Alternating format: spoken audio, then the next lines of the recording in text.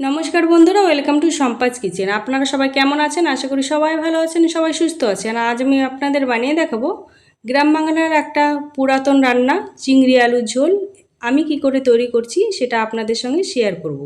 তার জন্য একটা মিক্সচার জার নিয়ে নিয়েছি, আর নিয়ে নেব একটা পেঁয়াজ কেটে, আর একটা রসুনকে আমি ছাড়িয়ে নিয়েছি, নিয়ে নেব। আর নিয়ে নেব 5টা কাঁচা পাকা লঙ্কা আর 4টে শুকনো লঙ্কা, আর নিয়ে নেব কয়েক টুকরো আদা আর 4 টুকরো টমেটো। আর এখানে আমার ঘরে তৈরি মশলা ধনে জিরে একসঙ্গে গুঁড়ো করা আছে, নিয়ে নেব ছোটো চামচে 2 চামচ, নিয়ে এটাকে বেটে নেব। দেখেন আমি বেটে নিয়েছি। এবার আর আমি এখানে নিয়ে নিয়েছি ডুমু ডুমু করে কেটে আলু। এই আলুটা আমি 50% সিদ্ধ করে নিয়েছি। আর এখানে নিয়ে নিয়েছি চিংড়িটাকে ভালো করে পরিষ্কার করে ধুয়ে লবণ হলুদ মাখিয়ে নিয়েছি। এবার একটা কড়াই বসিয়ে দিয়ে দেবো। যেহেতু বাঙালি রান্না তাই আমি সরষের তেল ব্যবহার করছি। তেলটা দিয়ে একটু নাড়িয়ে নিয়ে এবার চিংড়ি মাছগুলো দিয়ে দেবো। চিংড়ি মাছগুলো দেওয়া হয়ে গেলে একটু নাড়িয়ে নেব। নাড়িয়ে নিয়ে এবার এক পাশ হয়ে গেলে আমি উল্টে দেবো। আমার এই রেসিপিটা যদি আপনাদের ভালো লেগে থাকে, লাইক, কমেন্ট, শেয়ার, সাবস্ক্রাইব করে আমার পাশে থাকবেন। ভাজা হয়ে গিয়েছে, এবার আমি তুলে নেব।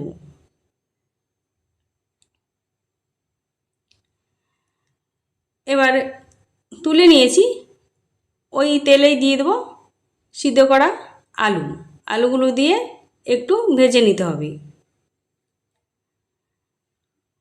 একবার হলে বন্ধুরা এই রেসিপিটা বাড়িতে বানিয়ে খেয়ে দেখবেন, খুবই ভালো লাগবে।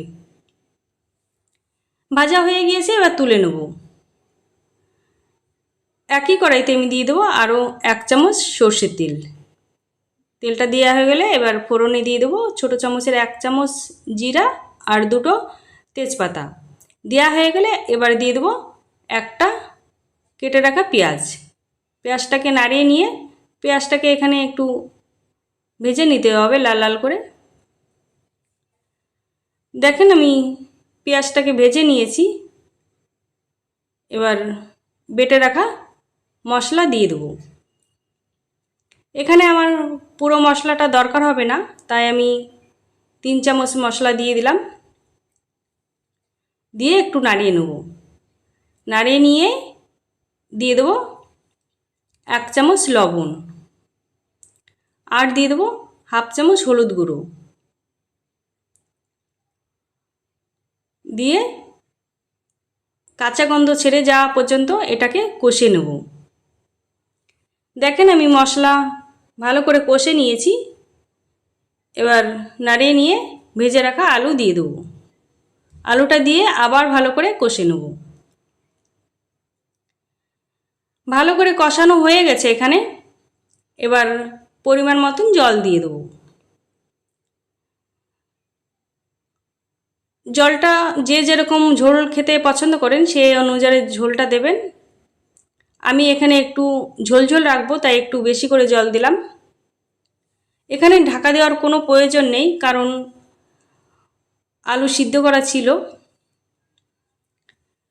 দেখেন আমার আলুটাও সিদ্ধ হয়ে গিয়েছে। এবার দিয়ে দেবো ভেজে রাখা মাছগুলো। এবার নাড়িয়ে নিয়ে হতে দেবো আরও 5 মিনিটের জন্য।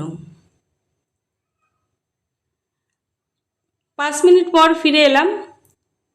একটু নাড়িয়ে নিয়ে উপর দিয়ে আমি 1/2 চামচ গরম মশলা গুঁড়ো ছড়িয়ে দিয়ে আবার একটু নাড়িয়ে নিয়ে ঢেলে নেব। ঢেলে নিয়েই সার্ভ করে দেবো চিংড়ি আলুর ঝোল। ভালো থাকবেন, সুস্থ থাকবেন, সাবধানে থাকবেন। আবার চলে আসবো অন্য কোনো রেসিপি